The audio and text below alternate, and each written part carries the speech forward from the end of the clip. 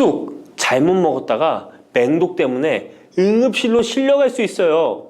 얼마 전 시골 마을에서 쑥 때문에 한바탕 큰 소동이 있었는데요. 마을 사람 7명이 쑥을 먹고 응급실에 실려갔던 거예요. 도대체 왜 그들은 응급실에 실려간 걸까요? 봄이면 향긋한 향과 쌉싸름한 맛으로 많이 먹는 쑥이 사실 정말 잘 알고 드셔야 한다는 건데요. 잘못 알고 먹으면 이 마을 사람들처럼 응급실에 실려갈 수 있다는 거예요. 그럼 지금부터 쑥 드실 때 주의할 점, 그리고 쑥을 드시면 안 되는 분들, 쑥과 함께 드시면 안 되는 음식, 쑥의 효능, 쑥과 함께 드시면 보약이 되는 음식에는 어떤 것이 있는지 쑥 건강하게 먹는 방법까지 알려드릴게요. 우리나라에 자라는 쑥의 종류가 40종이 넘고 쑥과 비슷하게 생긴 독초도 있어 채취 시 주의해야 합니다. 먼저 오초라는 독초가 있는데 쑥과 비슷하여 해마다 오초를 섭취하고 병원에 실려오는 환자들이 있습니다. 이 오초는 조선시대에는 사약을 만들 때 사용할 정도로 맹독을 가지고 있습니다. 많이 자랐을 때는 쑥과 어느 정도 구분이 되지만 어린 잎인 새수는 쑥과 너무 비슷해서 이런 사고가 자주 발생하게 됩니다. 그리고 쑥은 아무 데서나 채취해서 드시면 안 되는데요. 그 이유는 바로 중금속 때문입니다. 도심이나 하천, 도로변에서 채취한 쑥에서는 기준치 이상의 발암물질인 중금속이 검출되고 있어 쑥을 채취할 때는 각별히 주의하시고 웬만하면 안전하게 재배하여 판매되는 쑥을 드시는 것을 권장합니다. 또한 쑥 자체에서도 독성이 있어 주의가 필요한데요. 소화기관이 약한 사람이 과하게 섭취할 경우 복통, 설사 등의 문제가 발생할 수 있습니다. 임산부가 쑥을 드시면 자궁수축을 유발하여 조산이나 유산의 위험을 증가시킬 수 있습니다. 쑥의 독성은 봄에 채취할 때보다 여름에 채취한 싹에서 강하게 나타나게 됩니다. 쑥의 독성으로 인해 알레르기를 일으킬 수 있는데 재채기, 콧물, 눈물이 나며 두드러기, 복통의 증상이 나타날 수 있으며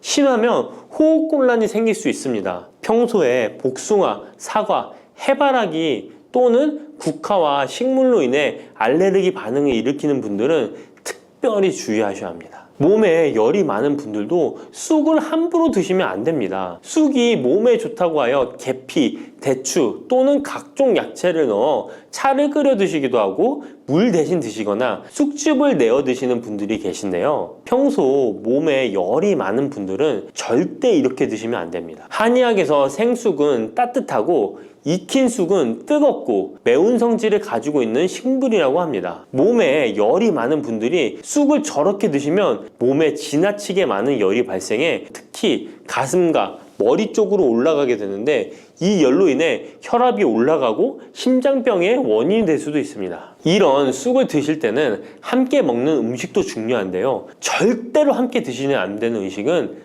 우유입니다. 요즘 쑥을 이용해 케이크도 만들고 음료로 쑥 라떼 같은 것도 인기가 높은데요. 쑥의 효능들이 우유와 함께 먹으면 전부 사라지게 되는데요. 우유의 카제인 단백질이 쑥에 있는 폴리페놀과 결합하여 몸에 흡수되지 않고 배출되도록 만들기 때문입니다. 따라서 아무리 좋은 쑥도 우유와 함께 드시면 전혀 소용이 없다니 정말 아쉽죠. 이때 한 가지 방법이 있습니다. 우유 대신 아몬드유나 오트밀 같은 대체유를 사용하시면 이런 문제는 바로 해결이 가능해요. 그렇다면 쑥은 이렇게 주의할 점만 있을까요? 당연히 쑥에는 우리 몸에 좋은 효능들이 많은데요. 쑥의 효능 4가지 바로 알아볼게요. 첫 번째, 쑥의 효능은 염증 제거에 탁월한 효능을 발휘합니다. 쑥은 예로부터 약초로 많이 사용되어 왔고 현대 한의학에서도 쑥은 약재로 많이 사용하고 있습니다. 특히 쑥은 민간요법으로 상처에 붙여 감염을 방지하거나 혈관 내의 염증을 제거하는 데 사용되었는데요. 이러한 쑥의 사용법은 과학적으로도 올바른 방법으로 인정되고 있습니다. 이러한 항염증 효능은 쑥에 함유된 타닌 성분 때문인데요. 타닌은 몸속에 유해물질을 배출하는 데 도움을 주며 쑥 특유의 떫은 맛을 내는 역할도 하지만 항염, 항알러지 작용으로 아토피와 같은 알러지 체질을 개선하는 데 도움을 주기도 합니다. 그리고 혈액 정화 작용을 해주는 클로로필 성분이 풍부하여 혈관 내에 나쁜 콜레스테롤을 흡착하여 배출해 주어 혈액순환을 원활하게 해줍니다. 이뿐 아니라 클로로필은 혈액 내에 해로운 병균을 제거해주는 백혈구의 수를 늘려 염증을 억제하는 데 탁월한 효능을 발휘해 줍니다. 두 번째 쑥의 효능은 당뇨 개선에 탁월합니다. 쑥에는 이눌린이라는 수용성 식이섬유가 풍부한데요. 이 성분은 장에서 포도당의 흡수를 느리게 만들어 식후의 혈당이 급격히 오르는 것을 예방해 줍니다. 건강한 성인을 대상으로 한 최근의 한 연구에서는 이들이 쑥 추출물을 먹고 난 후에 식후 혈당이 눈에 띄게 낮아진 결과를 확인할 수 있었습니다. 그리고 클로로겐산이라는 성분이 많아 간에서는 포도당의 합성을 억제하고 근육에서는 포도당의 이용을 촉진해서 혈당 조절에 큰 역할을 해준답니다. 실제 연구에서도 클로로겐산은 공복 혈당과 당화혈색소가 크게 낮아지고 인슐린 감수성이 높아진 사실도 밝혀졌습니다. 그런데 이 두 가지 성분보다도 훨씬 더 중요한 것이 있는데요. 그것은 바로 시네올입니다. 시네올이 혈당 조절에 결정적인 역할을 하는데요. 췌장의 베타세포를 자극하여 인슐린 분비를 촉진시키며 말초 조직에서는 인슐린 감수성을 높이는 역할을 합니다. 시네올 말고도 쑥에는 이눌린, 클로로겐산, 폴리페놀 등 여러 생리활성 물질들이 복합적으로 작용해서 당뇨를 개선하는 효과를 나타내는 것이랍니다. 세 번째 쑥의 효능은 몸을 따뜻하게 해주는 역할입니다. 당뇨 개선에도 도움을 주는 시네올은 특유의 향을 내며 몸을 따뜻하게 해주는 효과가 있습니다. 시네올은 혈액순환을 촉진하고 면역력을 강화하는 데 도움을 주는데요. 특히 손발이 찬 수족냉증을 개선하는 데 효과적이며 신진대사를 원활하게 해주어 생리통, 생리불순 등의 여성 질환을 완화시키는 데에 큰 역할을 해줍니다. 쑥의 따뜻한 성질이 혈액순환을 촉진시키고 자궁의 기능을 강화해주기 때문이랍니다. 네 번째 쑥의 효능은 장을 건강하게 하여 변비를 예방하고 소화불량을 해결하는 데 도움을 주는 것입니다. 쑥에는 시금치보다 무려 3배나 많은 식이섬유를 가지고 있어 장 운동을 촉진하고 변비 및宿변 제거에 탁월합니다. 또한 시네올은 위장 점막의 염증을 완화하고 위장 내 유해균을 제거하여 소화장애를 예방하는 데 도움을 줍니다. 그리고 쑥에 함유된 비타민 A는 장내의 점막을 보호하여 장 건강을 유지하는 데 도움을 주며 항산화 작용에 뛰어난 비타민 C는 장내 유해균을 제거해 주어 장내 환경을 건강하게 해줍니다. 평소 소화가 잘 되지 않는 분은 쑥을 섭취하셔서 답답하고 더부룩한 증상을 해결하면 정말 좋겠죠? 근데 쑥을 드실 때 쑥만 드시는 게 아니잖아요. 다른 음식들과 같이 드시는데 쑥도 궁합이 맞는 음식이 따로 있다는 거 아시나요? 이렇게 몸에 좋은 쑥도 함께 드시면 보약이 되는 찰떡궁합 음식이 있습니다. 쑥과 함께 드시면 보약이 되는 첫 번째 음식은 쌀입니다. 쑥하면 생각나는 음식이 쑥떡 아닌가요? 어릴 적 쑥개떡을 맛있게 먹었던 기억이 있는데요. 쑥떡은 우리나라 사람들에게 사랑받는 음식입니다. 많은 분들이 나이가 들며 당뇨도 많이 생기고 혈당이 오르는 것을 염려하여 쌀밥을 줄이시는 경우가 많이 있는데요. 쌀은 우리 식단에서 빼놓을 수 없죠. 쌀은 70% 이상이 녹말로 구성되어 있어 우리 몸에 필요한 에너지를 제공하는 핵심 원료입니다. 이 녹말은 우리 몸에 거의 완벽하게 흡수되는데요. 쌀에는 6% 이상의 단백질도 함유되어 있어 근육에 필요한 활력과 에너지를 보충해주는 역할도 합니다. 하지만 쌀에는 지방, 식이섬유, 미네랄, 비타민이 다소 부족하다는 단점이 있는데 쑥과 함께 드시면 이런 문제는 바로 해결됩니다. 쑥은 칼슘이 풍부하여 뼈를 튼튼하게 할 뿐만 아니라 많은 비타민을 갖고 있어 쌀의 부족함을 채워줍니다. 두 번째, 쑥과 함께 드시면 보약이 되는 음식은 브로콜리입니다. 쑥과 브로콜리를 함께 드시면 염증과 항암에 놀라운 효능을 갖게 되는데요. 브로콜리는 건강에 좋은 채소라는 사실은 이미 잘 알고 계실 거예요. 그런데 쑥과 함께 드시면 그 효과는 폭발적으로 향상되는데요. 우선 철분의 흡수율이 2배 이상 높아집니다. 특히 철분이 부족한 산모뿐만 아니라 모든 연령대의 여성들에게 좋은 식품이 됩니다. 그리고 서로의 무기질과 비타민의 구성이 좋아 염증 해소에 정말 대단한 시너지 효과를 발휘하게 되는데요. 혈액이 산성화되어 염증이 생기는 것을 원천 차단해주고 세균에 대한 저항력도 길러주어 최고의 항암식품이 된답니다. 쑥과 브로콜리의 식이섬유가 함께 작용하면 놀라운 효능을 발휘합니다. 쑥에는 아테미신산이라는 식이섬유가 풍부한데 이 성분이 간에서 중성지방의 대사를 원활하게 하는 데 도움을 줍니다. 이렇게 되면 지방간도 해결되며 몸에 지방이 저장되는 것을 막아주어 다이어트와 붓기 제거, 특히 뱃살 제거에 탁월합니다. 세 번째, 쑥과 함께 드시면 보약이 되는 음식은 계란입니다. 쑥과 함께 계란을 드시면 나이가 들면 많이 생기는 신경통과 손발 저림 증상을 해결할 수 있습니다. 특별히 여성들에게 도움이 많이 되는데요. 쑥의 따뜻한 성질로 인해 혈액순환이 잘 되고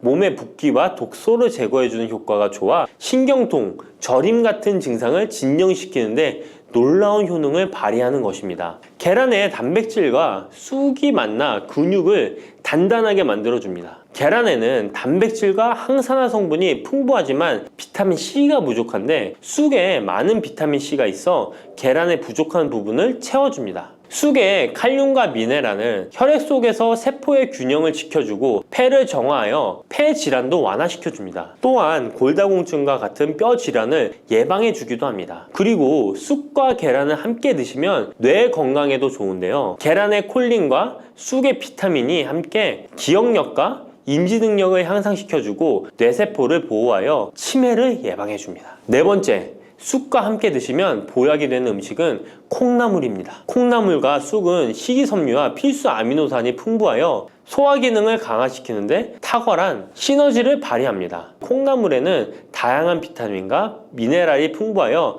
자연적인 비타민 보충제 역할을 합니다. 콩나물에는 지방이 적지만 이를 쑥과 함께 섭취함으로써 체내의 염증을 줄이고 면역력 강화에 필요한 비타민C와 비타민 E를 보충할 수 있습니다. 쑥과 콩나물을 함께 드시면 피부 건강에도 매우 유익합니다. 콩나물이 함유된 실리카와 쑥의 비타민이 함께 작용하여 피부 탄력과 보습을 개선할 뿐만 아니라 노화를 예방하니 정말 좋은 궁합인데요. 쑥과 함께 먹으면 좋은 음식은 이렇게 많은데요. 그렇다면 쑥은 어떻게 먹어야 건강하고 맛있게 먹을 수 있을까요? 쑥떡 같은 음식은 이미 잘 알고 계시죠? 쑥을 잘 세척하여 말린 다음에 가루로 만들어 두시면 여러 요리에 사용하기 편리하고 오랫동안 보관하기에도 좋아요. 요거트에 쑥가루를 섞어 드시면 혈당 관리와 더불어 장 건강에도 도움이 됩니다. 밥 지을 때 잡곡과 함께 쑥을 넣어도 좋고 쑥 부침개, 쑥 전병 등을 만들어 드셔도 맛과 향이 좋습니다. 계란물에 쑥가루를 넣어 계란말이를 해 드셔도 되고 계란찜이나 계란국에 쑥을 넣어 드셔도 됩니다. 계란찜이나 계란말이를 만들 때 브로콜리까지 넣어 드시면 건강에 더욱 좋은 음식이 된답니다. 뿌리, 줄기, 이파리까지 버릴 것 없는 대파는 정말 다양한 조리법도 있는데요. 피를 맑게 하고 내장 지방을 없애주며 장 건강에도 좋은 풍부한 영양소들도 함유되어 있어 반드시 먹어야 하는 채소 중 하나입니다. 이런 대파도 함께 먹으면 보약이 되는 음식이 있고 또 독이 될 수 있는 음식도 있습니다. 그리고 먹는 방법에 따라 효능도 다르다고 하니 다양한 방법으로 드시는 것을 추천해 드리고요. 그럼 지금부터 대파의 효능과 함께 먹으면 보약이 되는 음식 3가지와 독이 되는 음식 2가지까지 알려드리겠습니다. 그리고 대파의 특급 레시피 4가지와 대파 보관법까지 대파의 모든 것 알려드릴게요. 우리나라에서는 통일신라 때부터 재배를 했다고 알려져 있습니다. 그만큼 오랫동안 재배하고 식탁에 올라온 채소인데요. 대파 특유의 향이 다른 식재료의 잡냄새를 제거하는데 탁월한 효과가 있어서 생선이나 고기류의 냄새를 제거하는 향신료로도 많이 사용되고 있죠. 뿐만 아니라 물에 넣고 끓이게 되면 감칠맛이 좋아져서 다양한 육수와 채소를 만드는 데에도 빠지지 않고 들어가는 재료이기도 합니다. 이런 대파의 첫 번째 효능이 바로 내장 지방을 싹 빼준다는 것입니다. 대파에는 특유의 향과 알싸한 매운맛을 나게 하는 성분이 있는데요. 이 성분이 바로 황화알릴이라는 성분입니다. 이 황화알릴은 대파에 열을 가해 굳게 되면 프로필 메르캅탄이라는 성분과 아조엔이라는 성분으로 변하게 되는데요. 대파를 구울 때 매운맛을 내는 성분은 휘발이 되어 없어지고 단맛이 나는 성분이 생성되는데 그 성분이 바로 프로밀 메르캅탄입니다. 이 프로밀 메르캅탄의 단맛 강도가 설탕 단맛의 강도보다 무려 50배나 강해서 대파의 단맛이 좋아지는 건데요. 정말 놀랍지 않나요? 근데 단맛 하면 당뇨가 있는 분들은 혈당이 많이 오를까봐 걱정되시잖아요. 이 성분은 설탕과는 달리 혈당을 오르게 하지 않아서 당뇨가 있는 분들도 전혀 부담 없이 드실 수 있는 단맛입니다. 또 열을 가하면 아조엔이라는 성분이 만들어진다고 했잖아요. 바로 이 성분이 우리 몸을 회복시키는 효능이 있는데요. 어떻게 우리 몸을 회복시킬까요? 그것은 바로 혈관을 깨끗하게 해주기 때문입니다. 아조엔의 별명이 바로 혈관 청소부인데요. 혈관에 나쁜 콜레스테롤을 제거하고 혈액이 뭉치는 혈전 생성을 방지해줍니다. 혈관도 확장해줘서 혈액순환을 원활하게 해주는 역할도 해준답니다. 이런 효능으로 신진대사를 원활하게 해주고 동맥경화, 고지혈증, 고혈압 등의 심혈관 질환을 예방하는 데에도 도움을 줄 수 있습니다. 뿐만 아니라 내장지방을 분해해 몸 밖으로 배출시켜주는 효능이 있어서 건강뿐만 아니라 다이어트에까지 도움을 주는데요. 최근에는 다이어트 식품으로도 많이 활용되고 있습니다. 그리고 대파의 녹색 부분에는 베타카로틴이 풍부한데요. 이 성분이 바로 강력한 항산화 물질입니다. 이 베타카로틴은 우리 몸속의 활성산소를 제거하여 노화를 방지해주고 피부의 탄력을 유지하여 주름을 예방하는 효과도 탁월하여 피부 미용에도 좋은 영양소입니다. 그리고 면역세포의 기능을 강화해주어 감기나 독감 등의 질병을 예방하고 알레르기 반응을 억제해주는 효과도 있습니다. 또한 베타카로틴은 눈의 피로도 해소해주는데요. 시력을 보호하고 야맹증과 안구건조증을 예방하는 데에도 도움을 줄 수 있습니다. 대파의 베타카로틴은 구울 때 2.5배나 증가한다고 하는데요. 이런 대파의 효능을 극대화해 먹을 수 있는 방법이 있습니다. 대파의 특급 레시피 소개해드리겠습니다. 우선 대파를 깨끗하게 씻어주시고요. 5cm 정도로 잘라주십니다. 대파를 반으로 갈라주셔도 되고 그냥 사용하셔도 됩니다. 기름을 두르지 않은 팬에다가 대파를 올려서 구워주시는데 앞뒤로 골고루 약간 탄 것 같이 잘 구워줍니다. 이제 장을 만들어 줄 건데요. 물을 2컵 넣어주시고요. 간장을 반컵 넣어줍니다. 그리고 고춧가루와 참기름을 1스푼씩 넣어줍니다. 이렇게 넣고 한번 끓여주시고 다 끓고 나면 식초를 반 스푼 넣어주시면 됩니다. 이렇게 만들어진 양념장을 구운 파를 넣은 그릇에 붓고 하루 정도 숙성시켜 드시면 됩니다. 물론 바로 드셔도 되지만 숙성시켜 드시면 더욱 맛있는 대파 요리를 드실 수 있습니다. 그리고 대파에서 대파의 뿌리는 특히 채소와 육수를 만들 때 많이 사용하는데요. 대파의 뿌리에는 알리신이라는 성분이 풍부하게 함유되어 있습니다. 이 알리신은 우리 몸을 따뜻하게 해주고 열을 올려주는 역할을 하고 혈액순환을 원활하게 해줘서 신경을 안정화시켜주기도 하는데요. 이렇게 신경을 안정시켜주는 효능으로 불면증도 완화해주어 잘 때 머리맡에 두고 주무시는 분들도 계십니다. 그리고 알리신은 몸에 열을 내주는 효능으로 기침 감기와 가래를 완화시켜주는 데 도움을 주며 항균, 항암 효과도 있어서 각종 바이러스와 암세포를 억제해주어 암을 예방하는 데에도 탁월한 효능을 발휘합니다. 알리신은 지방을 분해하고 배출해줘서 다이어트에도 도움을 준다고 알려져 있습니다. 그리고 대파의 뿌리 부분에는 폴리페놀 성분이 많이 함유되어 있어 심혈관 질환 예방에 탁월한 효능이 있습니다. 식이섬유도 풍부하여 장 운동을 활성화하고 배변 활동을 도와 변비를 예방하고 숙변을 제거하는 효능도 있고요. 이런 대파 뿌리를 채소나 육수 만드실 때 말고는 특별히 많이 안 쓰는데요. 대파 뿌리의 특급 레시피를 하나 알려드릴게요. 그것은 바로 대파 뿌리 생강차입니다. 대파 뿌리와 생강을 함께 끓여서 차로 드시게 되면 기관지나 폐와 같은 호흡기의 염증을 제거해주고 무릎과 같은 관절의 염증도 제거해주어 관절 통증을 완화시켜줄 수 있습니다. 생강에는 진저롤, 쇼가올, 페로 화합물 등 다량의 항염증 성분들이 함유되어 있어서 우리 몸의 염증을 제거하는 데 탁월한 효능을 가지고 있습니다. 생강은 약재로서 오랫동안 사용되어 왔는데요. 최근에도 계속해서 새로운 효능이 발견되고 있을 정도로 약성이 아주 좋은 식품입니다. 최근 한 연구 결과에 따르면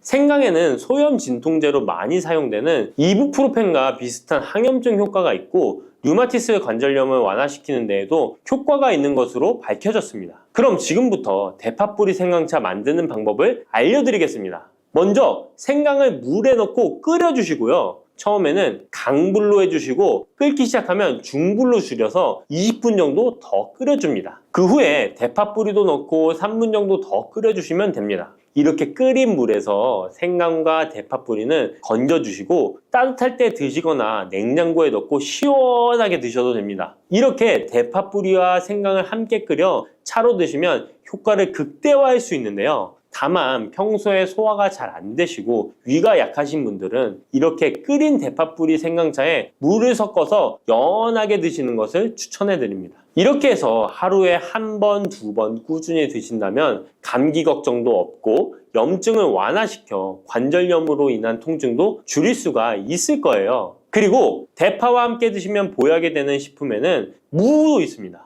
무를 말려서 무말랭이로 드시면 무의 좋은 성분들을 농축하여 드실 수 있다고 하는데요. 간단하게 다시 한번 알려드리자면 무를 드시면 기침과 가래를 멈추게 해주는 효능이 있고 소화를 잘 되게 해주며 혈관을 깨끗하게 해줘서 심혈관 질환에도 도움을 줄 수 있습니다. 또한 칼슘의 함량이 높아서 골다공증을 예방하고 뼈를 튼튼하게 만들어주죠. 그리고 해독작용도 뛰어나고 혈당을 조절해줘서 당뇨를 예방하는 데에도 도움을 줄 수 있습니다. 이렇게 좋은 물을 대파와 함께 드시면 그 효능이 극대화될 수 있는데요. 특히 혈액을 깨끗하게 해줘서 심혈관 질환을 예방하며 당뇨 또한 예방해 줄 수 있을 뿐만 아니라 당뇨 합병증을 완화시켜 주는 데에도 탁월한 도움을 받을 수 있습니다. 대파를 넣은 무말랭이 무침을 만들어 드시면 오독오독한 무말랭이 식감도 좋고 입맛도 돌게 하는 반찬으로도 정말 좋으니까 꼭 대파 무말랭이 무침도 만들어서 드셔보시길 바랍니다. 대파와 함께 드시면 보약이 되는 음식 세 번째는 바로 두부입니다.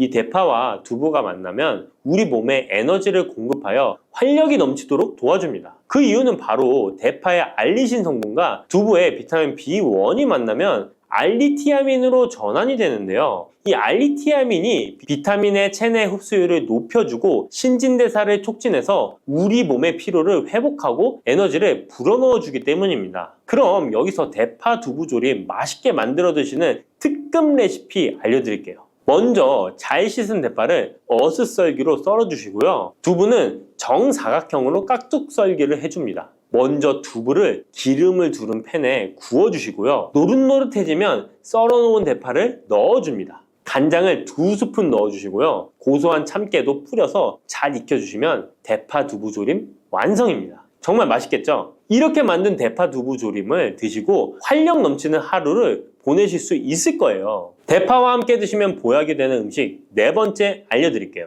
그것은 바로 대파 팽이버섯 무침입니다. 이 팽이버섯은 버섯 중에서도 버섯 키토산의 성분이 가장 많이 함유되어 있을 뿐만 아니라 식이섬유가 정말 풍부하게 함유되어 있는데요. 버섯 키토산은 혈액 속의 지방을 분해하고 콜레스테롤을 제거해 고혈압, 동맥경화, 심장병 같은 심혈관 질환을 예방할 뿐만 아니라 체내 지방을 흡착하여 배출시켜 주어 내장 지방을 줄여주는 데에도 탁월한 효능이 있습니다. 또한 체내의 중금속의 배출을 돕고 간 건강을 돕는 효능도 있다고 알려져 있고요. 그리고 풍부한 식이섬유가 배변 활동을 도와서 숙변을 제거하는 데에도 큰 도움을 줍니다. 하지만 이 팽이버섯의 세포벽은 단단하기 때문에 그냥 드시게 되면 좋은 성분을 흡수하기가 힘든데요. 열을 가하게 되면 세포벽이 깨지면서 영양 성분의 흡수율을 높일 수 있습니다. 이런 팽이버섯과 대파를 함께 드시게 되면 내장 지방을 제거하고 혈관을 깨끗하게 하는데 탁월한 음식이 되는데요. 먼저 팽이버섯의 밑둥은 잘라버리시고요.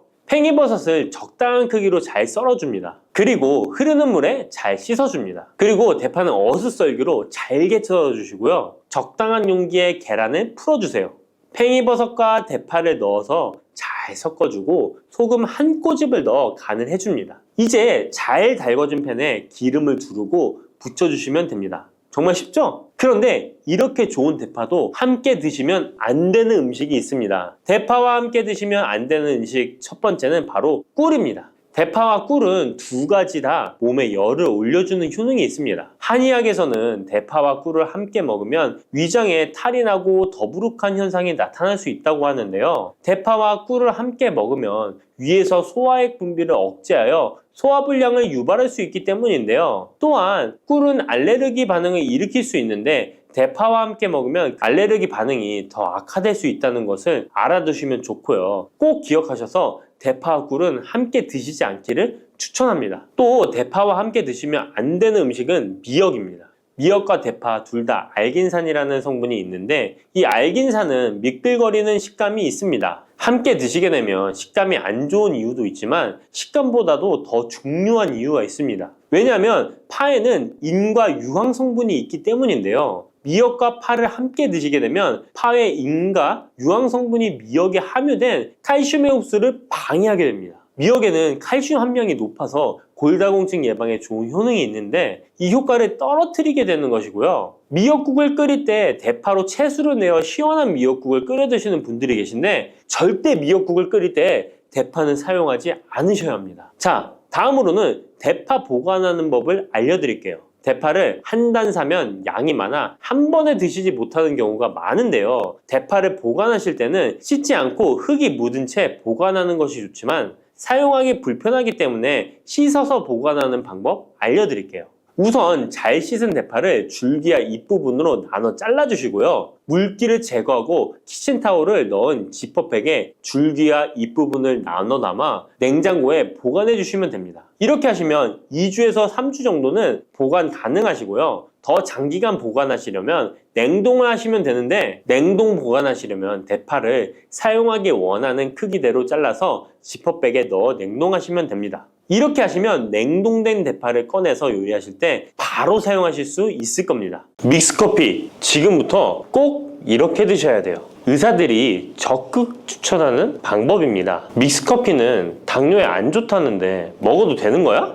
요즘 이렇게 질문하고 있지 않으신가요? 결론부터 말씀드리면 어떻게 먹는지에 따라 믹스커피는 건강에 도움이 될 수도 있고 안 될 수도 있습니다. 그래서 잘 알고 먹어야 하는 거죠. 지금부터 믹스커피에 대한 모든 것을 자세히 알아볼 텐데요. 영상 끝까지 보시면 믹스커피 성분, 효능, 부작용, 건강에 어떤 영향이 있는지와 사람에 따른 하루 권장량, 믹스커피와 같이 먹으면 정말 좋은 식품까지 그동안 몰랐던 믹스커피에 대한 모든 진실 아실 거예요. 제일 먼저 기억하실 게 믹스커피의 성분인데요. 믹스커피는 과연 어떤 성분으로 만들어졌을까요? 물론 믹스커피 제조사마다 성분이 조금씩 다르지만 가장 많이 드시는 믹스커피를 기준으로 말씀을 드릴게요. 믹스커피 성분 첫 번째는 프림입니다. 프림의 원료는 코코넛의 속살인데요. 코코넛 과육에서 채취한 식물성 지방을 분말로 만들어서 믹스커피의 프림으로 사용하는 것입니다. 근데 이 프림이 지방이니까 몸에 안 좋고 콜레스테롤 수치를 높인다 하는 분들도 있고 식물성 지방이라서 오히려 몸에 괜찮다 하는 분들도 있는데요. 어떤 게 맞는 걸까요? 정확히 말하자면 프림에 들어있는 지방은 코코넛에 추출한 식물성 지방이 맞긴 하지만 콜레스테롤을 대놓고 올리는 나쁜 포화지방이 맞습니다. 그런데 여기서 기억하셔야 할 것이 있는데요. 프림에 사용되는 주요 성분인 야자유는 중세지방산으로 일반적인 포화지방산과는 조금 다릅니다. 이 중세지방산은 일반적으로 체내에서 빠르게 흡수되어 에너지원으로 전환됩니다. 또한 일반적인 포화지방산과는 다르게 심혈관 건강에 악영향을 미치지 않고 소화에도 도움을 줄 수 있는 지방산이에요. 또한 믹스커피 프림에 들어있는 포화지방산은 그 양이 완전히 적다는 것입니다. 요플레 하나 정도에 들어가 있는 양이라고 할 수 있죠. 요플레는 건강을 위해 드시잖아요. 결국 믹스커피에는 몸에 안 좋은 포화지방산이 들어있지만 소량이라서 콜레스테롤 수치에 영향이 하루 한 잔 정도로는 매우 크게 좌지우지할 수 없다고 할 수 있습니다. 그리고 콜레스테롤에 대한 것도 잘 아셔야 하는데요. 우리가 식사하면서 섭취하는 콜레스테롤은 약 20%를 차지하고 나머지 80% 정도는 필요한 만큼 신체에서 자연적으로 합성됩니다. 그렇기 때문에 단순히 커피 한 잔 정도를 마신다고 해서 콜레스테롤 수치가 급격히 올라가거나 건강에 이상을 끼칠 정도의 영향을 주지는 않는다는 거죠. 믹스커피 성분 두 번째는 설탕입니다. 설탕은 당 성분으로 칼로리가 높아서 당연히 몸에 안 좋은 걸로 알고 계실 거예요. 더군다나 믹스커피에 들어있는 설탕은 정제 과정을 거친 백설탕이라 일반적인 설탕보다 흡수 속도가 어마어마하게 빠릅니다. 즉 믹스커피를 마신 후 만족감을 쉽게 느끼는 것은 그만큼 흡수율이 빠르기 때문인데요. 이 당이 소화 과정을 거치지 않고 곧바로 혈액에 녹아들게 됩니다. 왜 안 좋은지 아시겠죠? 근데 여기서 반전이 있어요. 믹스커피에는 설탕이 5g 정도밖에 안 들어있다는 건데요. 쉽게 설명하자면 우유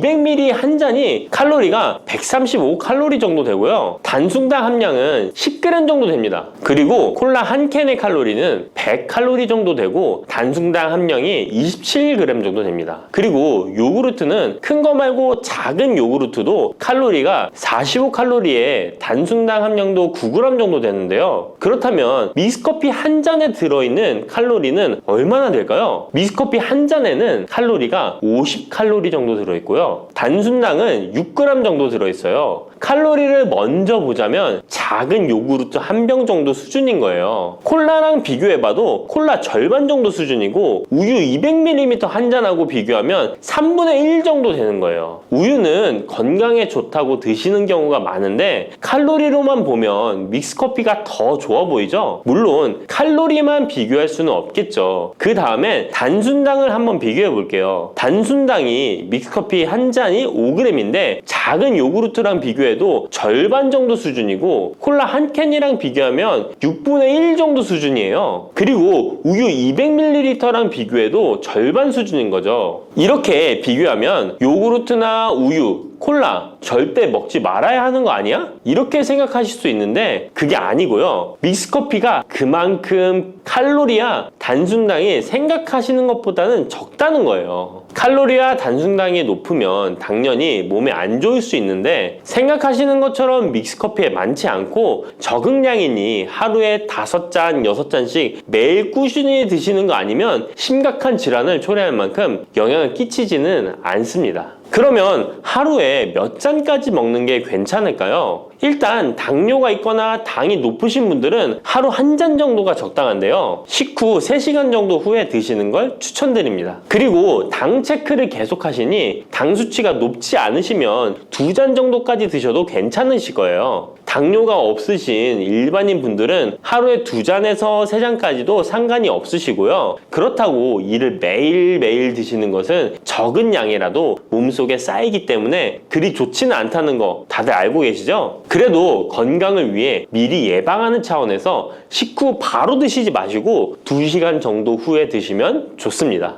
믹스커피의 성분 세 번째는 커피에 들어있는 카페인입니다. 카페인에 대해 설명하기 전에 믹스커피도 일반 커피처럼 커피가 들어가 있기 때문에 커피 성분이 주는 효능이나 부작용도 나타날 수 있습니다. 먼저 커피의 효능을 보자면 커피의 효능 첫 번째, 암 예방 효과입니다. 미국 건강 매체 캔서 헬스에 따르면 ITPR3라는 물질은 대장암에서 간 전이에 기여하는 유전자의 발현을 유도해서 도미노 효과를 유발하는 물질인데 특별한 억제제는 아직 없지만 커피를 마시는 사람들에서 카페인이 이 ITPR3에 대한 억제 효과를 보인다는 것을 발표했고 카페인 섭취와 대장암 재발 및 사망률의 관계를 추적한 결과 하루 4잔 이상 커피를 마신 환자들이 전혀 마시지 않은 사람들에 비해 생존율이 현저히 현저히 향상된 것으로 규명된 바 있는 연구도 진행했었습니다. 이런 실험을 진행하면서 커피의 카페인에 대한 효능들이 지금까지 다양하게 연구되고 있는데요. 그렇다고 해서 커피를 무조건 많이 드시란 이야기는 아니고 또 믹스커피 자체가 이런 효능이 있다는 말도 아니에요. 커피에 카페인에 대한 몇 가지 실험을 이야기 드린 거고요. 그만큼 카페인에 대한 너무 부정적인 인식을 변화시켜 보시라고 말씀드리는 거예요. 커피의 효능 두 번째는 기억력 회복 효과입니다. 서울대 식품생명공학부 교수님께서 쥐의 인지 능력을 실험했는데요. 쥐를 물에 빠뜨린 뒤 안전한 장소에 도착하는 시간을 측정해 봤더니 평균 10초 정도 걸렸습니다. 그 쥐들에게 기억력을 손상시킬 수 있는 물질들을 투입하고 같은 실험을 했을 때 안전한 장소를 발견하는데 최대 40초가 걸렸습니다. 이 쥐들은 두 그룹으로 나눠 한 그룹은 하루에 3잔의 커피를, 다른 그룹은 6잔의 커피를 주입했습니다. 그 결과 하루 3잔의 커피를 준 쥐들은 20초로 빨라졌습니다. 그런데 하루 6잔을 주입한 쥐들은 거의 정상으로 돌아왔고 평균 10초 정도 걸렸습니다. 이런 결과에 따르면 커피가 기억력 회복에 확실히 도움이 되었다고 할 수 있는 실험도 있다고 간략히 소개해드리는데, 참고로 이 실험에서는 일반 카페인 커피와 디카페인 커피 두 종류를 같이 실험했는데 거의 똑같은 효과를 보였습니다. 결론은 커피에 카페인이 없어도 커피에 들어있는 클로로겐산 등 각종 항산화제 성분 덕분에 기억력 회복 효과가 높아졌다는 것입니다. 정말 놀랍지 않나요? 나이가 들어가면 기억력이 안 좋아지고 인지 능력 장애가 오면서 더 나아가서는 치매가 올 수도 있는데 커피의 성분이 이런 질병을 예방할 수 있다니 너무 커피를 부정적인 시각으로 보시지 않아야겠죠? 그렇다고 남용하면 안 되시고 모든 사람에게서 동일한 실험 효과가 나타나는 것이 아니니 자신의 상태를 잘 알고 드셔야겠죠? 다만 카페인에 예민하신 분들은 믹스커피나 일반 카페인 커피를 드시면 잠을 잘 못 주무실 수도 있으니까 디카페인 커피를 추천드립니다. 그리고 역류성 식도염, 위염 같은 위장 질환이 있으신데 커피는 드시고 싶은 분들은 될 수 있으면 디카페인 커피를 드시면 되겠죠? 커피의 효능 세 번째는 혈당 조절 효과입니다. 전 세계적으로 대사증후군을 앓고 있는 사람이 10억 명이 훨씬 넘는다고 하는데요. 이처럼 많은 사람들이 모든 질병의 근원이라고 불리는 대사증후군을 가지고 있습니다. 최근의 연구들은 커피가 대사증후군의 발병 위험을 감소시킨다는 것을 보여주고 대사증후군의 발병 위험률을 감소시킨다는 것을 보여주고 있는데요. 커피에 대한 매우 흥미로운 연구 논문을 소개하겠습니다. 이 연구는 하루에 5잔의 카페인을 마신 사람들과 카페인이 없는 커피를 마신 사람들을 비교했습니다. 카페인 커피를 마시는 사람과 카페인 없는 커피를 마시는 사람은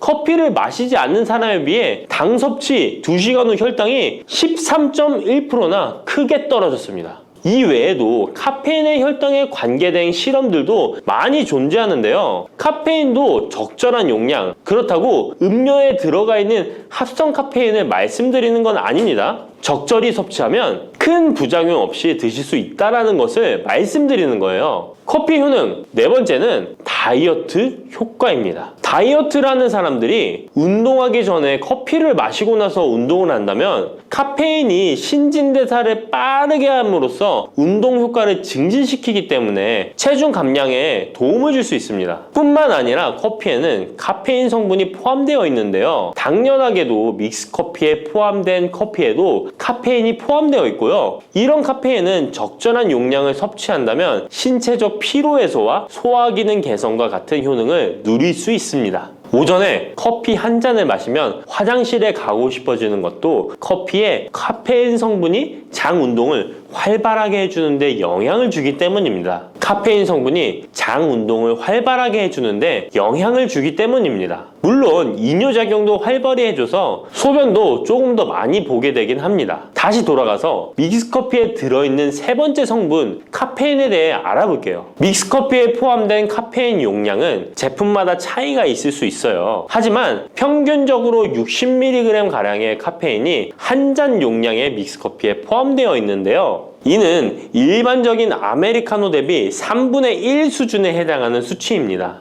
결과적으로 믹스커피의 카페인은 일반 아메리카노보다도 훨씬 적게 들어있는 거죠. 그렇다면 식약처에서 권고하는 카페인 1일 최대 섭취량은 얼마나 될까요? 일반 성인의 경우 카페인 최대 섭취량은 400mg 정도이고요. 어린이나 청소년은 체중 1kg당 2.5mg 이하, 임산부는 200mg 정도입니다. 그러나 임산부의 경우에는 카페인이 태아에 미치는 영향이 조금이라도 있으니 안 드시는 게 좋겠죠? 콜라 한 캔에 카페인이 보통 35mg 정도 들어있으니 믹스커피가 카페인 함량도 크지 않다는 걸 알 수 있습니다. 여기서 잠깐! 그렇다면 믹스커피와 같이 먹었을 때 효과를 극대화시킬 수 있는 식품이 있을까요? 커피와 같이 먹으면 좋은 음식, 첫 번째는 강황입니다. 노란 빛깔의 강황가루를 넣은 커피를 골든 라떼라고도 부르고 있습니다. 강황이 몸에 좋다는 사실이 알려지면서 이미 미국과 유럽 등 전 세계적으로 엄청난 인기를 끌고 있는 새로운 종류의 커피 중 하나인데요. 강황에 함유된 커큐민 성분에는 강력한 항염 효과를 지니고 있어서 체내의 염증 유발 물질을 억제하며 암세포가 발생하고 증식되는 위험을 낮춰줍니다. 또한 우울증을 완화하는 데도 도움이 되며 기억력을 개선하고 치매를 예방하는 등의 다양한 효능을 가지고 있습니다. 강황 커피는 커피 한 컵에 강황 한 티스푼을 넣어 마시면 좋은데요. 강황 속의 커큐민은 우리 몸에 굉장히 흡수되기 어려운 성질을 가지고 있습니다. 그래서 세계적으로 유명한 원료 기업들은 각 기업마다의 커큐민 흡수율을 높인 특허 원료를 만들어내곤 하는데 간단하게 흡수율을 높일 수 있는 방법이 있습니다. 바로 후추입니다. 미국 텍사스 주립대학에서 실시한 연구 결과 강황의 커큐민은 후추의 페페린과 만나면 흡수율이 2000%까지 높아지는 것으로 나타났습니다. 강황 커피에 후추를 아주 살짝 넣어 드시면 건강 개선 효능을 높일 수 있으며 만약 향이 강하다고 느껴지신다면 우유를 조금만 넣어 드셔도 아주 좋습니다. 믹스커피와 같이 먹으면 좋은 음식 두 번째는 계피입니다. 커피에 계피를 넣으면 아주 향긋한 커피를 즐길 수 있어요. 후추와 정향에 이어 세계 3대 향신료 중 하나인 계피는 이미 수천 년 동안 약재로 사용되어 왔으며 여러 연구를 통해 계피의 다양한 효능이 입증되어 왔습니다. 커피의 원료 생산지인 멕시코에서도 커피에 시나몬 스틱을 넣은 커피를 즐겨 마신다고 합니다. 미국 당뇨협회가 발표한 연구에 따르면 제2형 당뇨병 환자에게 계피를 투여하자 혈당 중성지방 수치는 낮아지고 좋은 콜레스테롤 수치는 높아졌다고 해서 블랙커피에 계피 2분의